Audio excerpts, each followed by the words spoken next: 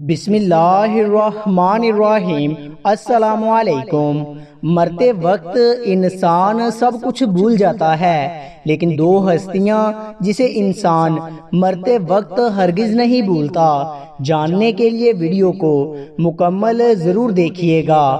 عام طور پر یہ تصور کیا جاتا ہے کہ زندگی کے آخری لمحات میں ایک جنگ سی چل رہی ہوتی ہے۔ انتقال کرنے والے شخص کا چہرہ دیکھ کر یوں لگتا ہے جیسے وہ سو رہا ہو۔ چہرے پر بہت عام تاثرات ہوتے ہیں۔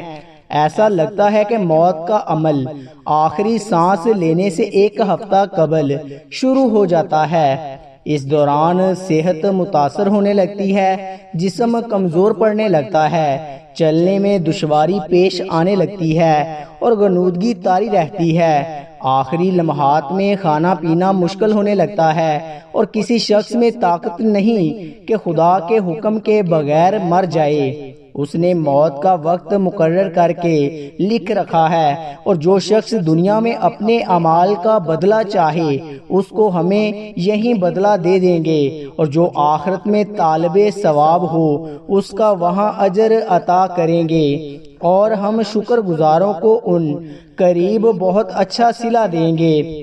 مرتے وقت انسان کے دل و دماغ سے ہر چیز نکل جاتی ہے، سب کچھ بھول جاتا ہے۔ اپنا مال و دولت، محل، عزیز و اقارب، رشتہ دار، سب کچھ بھول جاتا ہے۔ مگر مرتے وقت انسان دو لوگوں کو بہت زیادہ یاد کرتا ہے۔ دو لوگ ہرگز نہیں بھولتا۔ ان کو سامنے بٹھا کے چیخنے کی کوشش کرتا ہے، ان کے غم میں رونے کی کوشش کرتا ہے، مگر رو نہیں پاتا۔ حضرت مولانا جلال الدین رومی رحمت اللہ علیہ فرماتے ہیں، میرے محلے میں ایک شخص زندگی موت کی جنگ لڑ رہا تھا، مرنے والا تھا، موت کے بالکل قریب تھا۔ لوگ میرے پاس آئے، بولے حضرت ہمارا ایک شخص مرنے والا ہے، آپ آئیں انہیں کلمہ پڑھنے کی تلقین کریں، قرآن پڑھنے کی تلقین کریں۔ حضرت مولانا جلال الدین رومی رحمت اللہ علیہ فرماتے ہیں کہ میں اس مرنے والے کے پاس پہنچ گیا، اس کے قریب بیٹھ گیا۔ آس پاس میں اس کی دوست، رشتہ دار، عزیز و اقارب بیٹھے ہوئے ہیں۔ اب اس مرنے والے کی آنکھیں چھت پہ لگی ہوئی کچھ سوچ رہا ہے۔ اللہ تعالیٰ نے اسے بولنے کی توفیق دی۔ وہ رو کر کہنے لگا، میرے بچے کہاں ہیں؟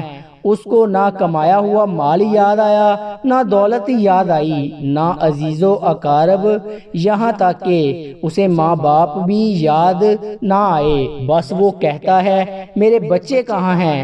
بچے دوڑ کر آئے، ساتھ میں بیٹھ گئے۔ پھر کہتا ہے میری بیوی کہاں ہے؟ بیوی دوڑ کر آئی اور ساتھ بیٹھ گئی۔ اب کہتا ہے تمہیں دیکھ کے میرا دل رو رہا ہے، سوچ رہا ہوں کہ میرے مر جانے کے بعد میرے بچوں کا کیا بنے گا۔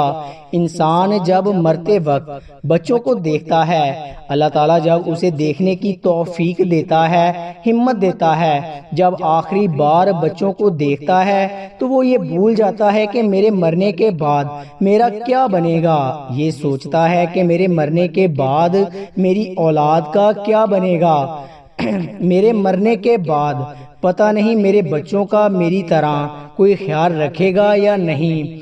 اس کی آنکھیں رو رہی ہوتی ہیں۔ بیوی کو نصیحت کرنے لگا، میں تو دنیا چھوڑ کے جا رہا ہوں، مجھ پہ ایک احسان کیجئے گا، میرے ان بچوں کو قرآن مجید کی تعلیم لازمی دیجئے گا۔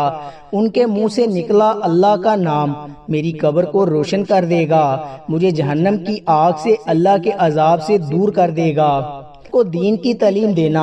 ایک واقعہ ملاحظہ فرمائیں، حضرت سیدنا موسیٰ علیہ السلام ایک قبرستان سے گزر ہوا۔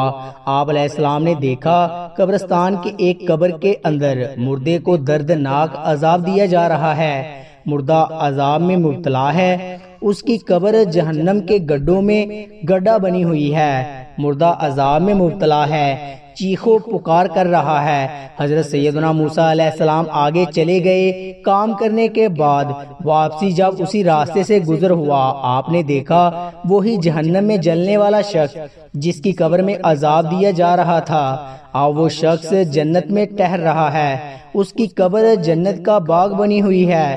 آپ علیہ السلام نے دونوں ہاتھ اٹھائے، عرض کی میرے مالک، تھوڑی دیر پہلے میں یہاں سے گزرا تھا تو یہی قبر جہنم کے گڈھوں میں گڑھا بنی ہوئی تھی، تھوڑی دیر کے بعد یہ جنت کے باغوں میں سے ایک باغ کیسے بن گئی؟ اللہ تعالیٰ نے فرمایا، موسیٰ یہ شخص جب مرا تھا مرنے سے پہلے اپنی بیوی کو حاملہ چھوڑ کے مرا تھا، بیوی کا ایک بیٹا پیدا ہوا، بچہ آج چھوٹا کل بڑا، تھوڑا سا بڑا ہوا تو اس کی بیوی بچے کو مسجد میں بھیجا، معلم صاحب نے اس کے بچے کو بسم اللہ الرحمن الرحیم پڑھائی، جب اس کے بچے نے بسم اللہ پڑھی تو موسیٰ مجھے حیا آئی کہ اس کا بچہ میرا نام لے اور میں اپنا نام لینے والے بچے کے باپ کو جہنم میں ڈالوں، یہ میری رحمت گوارا نہیں کرتی، اس لیے ہمیں چاہیے کہ اپنے بچوں کو قرآن مجید کی تعلیم دے۔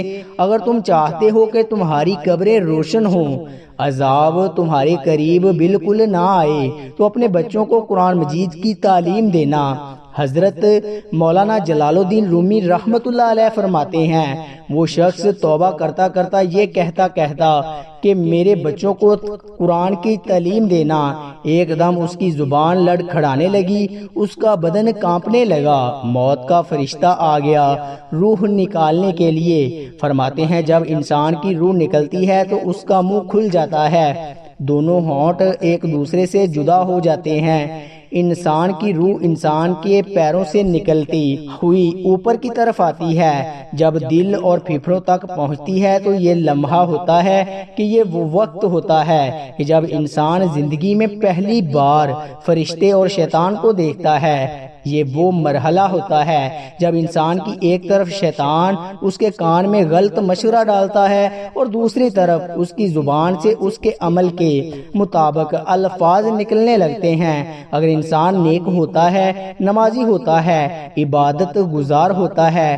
تو پھر اس کا دماغ اس کی زبان کو کلمہ پڑھنے کی تلقین کرتا ہے، درود پڑھنے کی تلقین کرتا ہے، اور اگر انسان نیک نہیں ہوتا پھر اس کا جو دماغ ہوتا ہے وہ عجیب سی ہیبت کا شکار ہو جاتا ہے اور انسان شیطان کے مشورے کو قبول کر بیٹھتا ہے۔ جب انسان شیطان کے مشورے کو قبول کر بیٹھتا ہے پھر کوشش کرتا ہے کلمہ پڑھنے کی، لیکن نہیں پڑھا جاتا۔ ناظرین، آج ہماری آنکھیں کھلی ہیں، آج ہماری سانسیں چل رہی ہیں، اس سے پہلے کہ یہ وقت گزر جائے، یہ زندگی کے لمحے میرے اور آپ کے لیے غنیمت ہیں، آخرت کے لیے کچھ اکٹھا کر لو، مرنے سے پہلے قبر کی روشنی بنا لو، معلوم نہیں پھر فرصت ملے نہ ملے، معلوم نہیں پھر یہ زندگی کے لمحے ملے نہ ملیں۔ اللہ پاک ہم سب کو عمل کی توفیق عطا فرمائے اور ہمارا خاتمہ ایمان پر فرمائے، آمین ثم آمین۔